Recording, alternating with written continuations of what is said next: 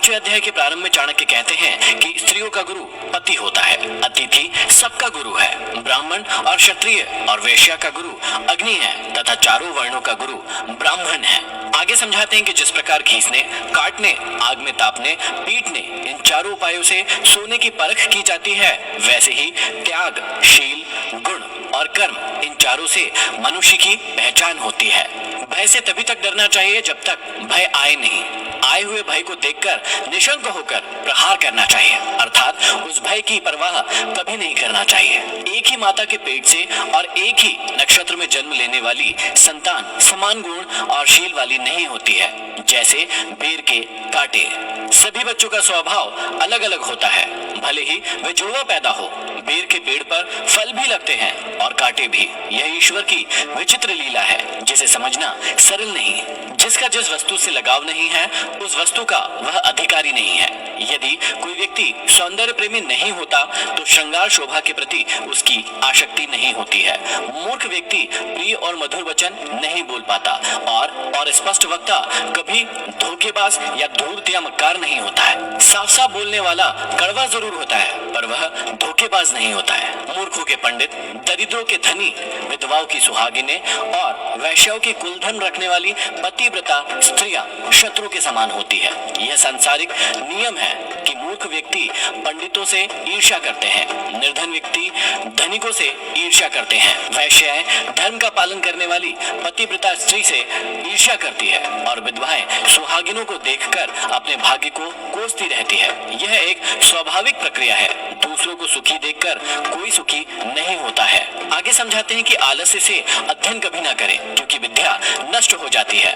दूसरे के पास गई स्त्री बीज की कमी से खेती और सेनापति न होने से सेना नष्ट हो जाती है। आगे चाणक्य समझाते हैं कि विद्या अभ्यास से आती है, सुशील स्वभाव से कुल का बड़प्पन होता है। श्रेष्ठत्व की पहचान गुणों से होती है और क्रोध का पता आंखों से लगता है। धर्म की रक्षा धन से होती है, विद्या की रक्षा निरंतर साधना से होती है।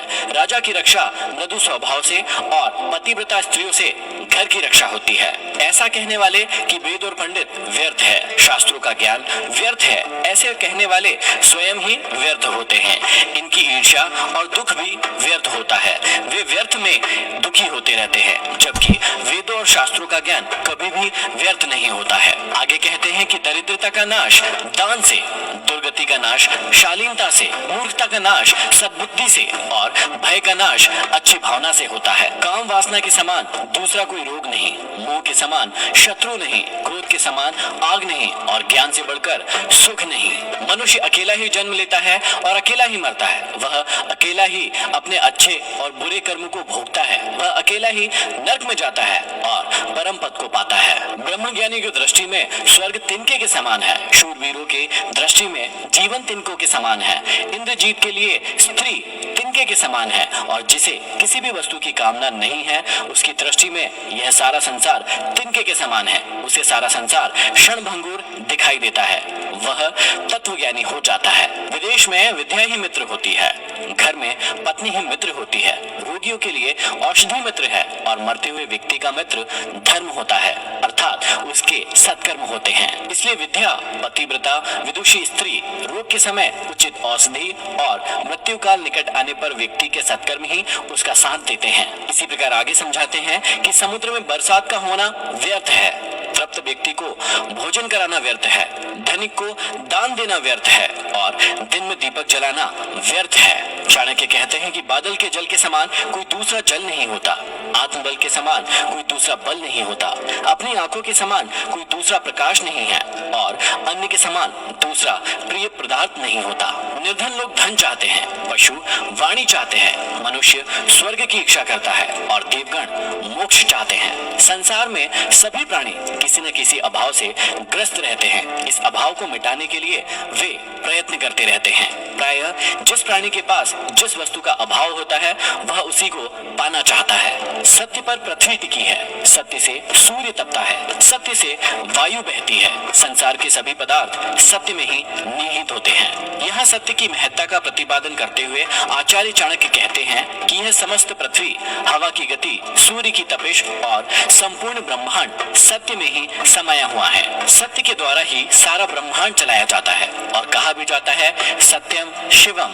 सुंदरम, अर्थात सत्य ही सबसे बड़ा धर्म है, सत्य से बढ़कर कुछ भी नहीं है। लक्ष्मी अनित्य और अस्थिर है, प्राण भी अनित्य है और जीवन भी अनित्य है। इस चलते फिरते संसार में केवल धर्म ही स्थिर है। पुरुषों में नाई धूर्त होता है, पक्षियों में कौवा, पशुओं में गीधड़ और स्त्रियों में मालिन धूर्त होती है। ये चारों सदैव दूसरों के कार्य को बिगाड़ने वाले होते हैं। मनुष्य को जन्म देने वाला, यज्ञोपवीत संस्कार कराने वाला पुरोहित, विद्या देने वाला आचार्य, अन्न देने वाला, भय से मुक्ति दिलाने वाला अथवा रक्षा करने वाला, ये 5 पिता कहे गए हैं। अतः समाज में इन्हें पिता अर्थात पालन करने वाला उच्च स्थान दिया गया है।